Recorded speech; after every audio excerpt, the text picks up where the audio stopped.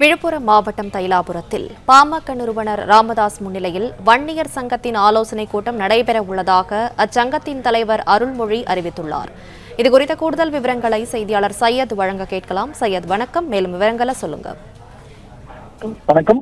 விழுப்புரம் மாவட்டம் தைலாபுரம் தோட்டத்தில் பாமக நிறுவனர் டாக்டர் ராமதாஸ் தலைமையில் நேற்று பாமக மாவட்ட தலைவர்கள் மற்றும் மாவட்ட செயலாளர்கள் ஆலோசனை கூட்டம் நடைபெற்றது.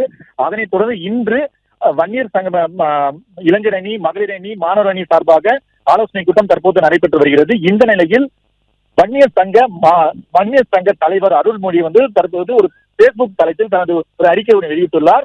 அதில் நாளை காலை, அதாவது திங்கட்கிழமை வருகின்ற 19ஆம் தேதி திங்கட்கிழமை அன்று காலை 10 மணி வரை தைலாபுரம் தோட்டத்தில் டாக்டர் ராமதாஸ் முன்னிலையில் வன்னியர் சங்க மாநில நிர்வாகிகள், மாவட்ட நிர்வாகிகள் ஆலோசனை கூட்டம் நடைபெறும் என தெரிவித்துள்ளார். இந்த நிலையில் கடந்த மே 11ஆம் தேதி சித்திரை முழு மாநாடு, வன்னியர் சங்க மாநாடு மகாபலிபுரத்தில் மிக பிரமாண்டமாக நடைபெற்றது. இதில் அன்புமணி, டாக்டர் ராமதாஸ் ஆகியோர் அனைவரும் கலந்து கொண்டனர்.